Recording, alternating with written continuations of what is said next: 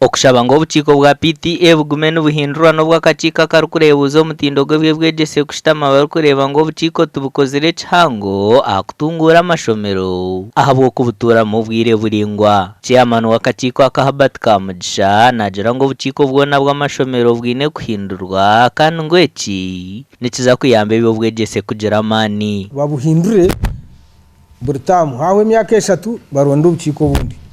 Ekibagenderire ningira government kandi egera ngo wijo lyomuzire oyino mwana mu P1 bakuronda nka chairman umwana yaza kuheza P6 kuza kuzo P7 obo savingire only 2 terms and not beyond that.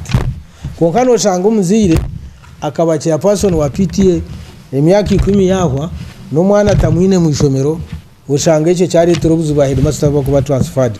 Ogunayongeragera ngo tushanjire ngo bamwe abarukura ebyo bwegyese muri Mbarara tibarukutamana kugira munongo mu kurambura amashomero aga government ya Mbarara district kozreji mweriko kubona oshomo mahurre ureba district sezindi number 1 mukono, the second was Ushenyi, Mbarara byo ko hansi, and I think nchirigira ha performance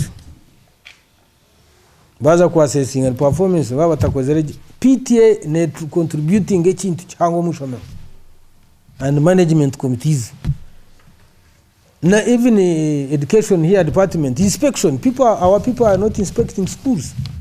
Twagamba ono mwomba rukura amashomero kandi we yatugera ngo cyakakiiko kacwamo ni kirungi. So to am instructing a cow within 1 week by the end of Friday next week chibetenga shimwe kuba ya handing over. So we shall take another serious decision. Standing orders taking kandi enshonga ezikwatirine n'amataka ga gavumenti hamwe n'aba bari kushoma nkora sente za gavumenti nibyija kugambwa izooba lya nyenkyakare. Gashabwa Ramadan.